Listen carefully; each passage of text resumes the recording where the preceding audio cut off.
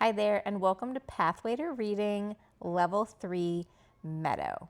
This is the third level out of 6 in the core Pathway to Reading program. It's designed to be used at the end of a kindergarten year or at the beginning of a first grade year. Some kids may do levels 1, 2, and 3 in kindergarten, 4, 5, and 6 in first grade. You might start them a little bit early if they're ready. They might do number 1 in preschool, 2, 3, and 4 in kindergarten, 5 and 6 in first grade. Really just go at your child's pace. You might not even start level 1 until first grade, and then this might be something that you'll hit in second grade. You might only get through 1 or 2 books per year. All of that is just fine.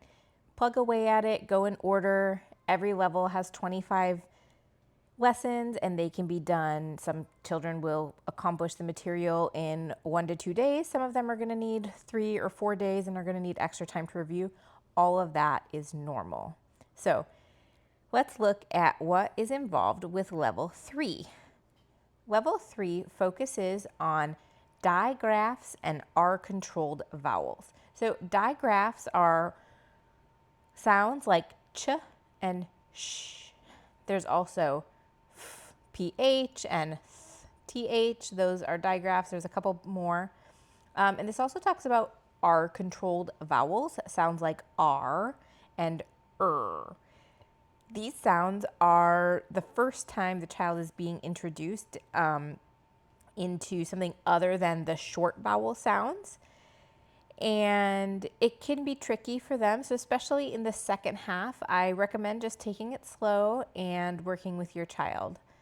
You might also find that at this level, some students are still struggling to make the R sound, and that's fine. You may need to breeze through it so they understand the idea, move on to the next level, and then you can always return to learning how to work on the R sound. I'm pretty sure, as far as speech goes, children aren't expected to master that until the age of 7. So if you have an 8 or 9-year-old who is still struggling to make the R or sound, that might be a chance to look into some speech therapy or looking at some stuff you can do at home to target that skill. But if you have a 5 or 6-year-old that still can't quite say R, I wouldn't worry about it yet. Now, the sentence here, the red hen helps the fox get on land. That is a sentence your child should be able to read before beginning this course. Now, they might say red hen. That's totally fine. They can sound it out word by word. Helps, that has a lot of sounds in there, so they might, need to take a second try at that. But they should be able to identify the letter sounds and understand how to read these words. If not, you can always go back to level 2 bridge and work on some of those consonant blending skills. This course has 2 books, the instructor's guide and the student pages. The instructor's guide has core lessons, and the student pages is also going to have words and fluency pages, activities and worksheets, heart word cards, fluency and dictation sentences, and decodable passages. As far as those heart word cards, those are sight words or words that we teach kids outside of the phonics sequence because they have some irregularities and often show up are often common in the reading that children do. If you don't have access to the student pages, you can always just write these on an index card. That's totally fine. You will need a whiteboard, dry erase markers, and a magnetic surface with magnetic letters.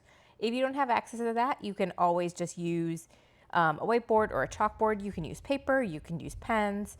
I recommend not getting letters that have combinations. So you'll see some letter sets have like CH together, SH together, because we want the magnetic letters to mimic the spelling process as much as possible. I prefer to stick to individual letters.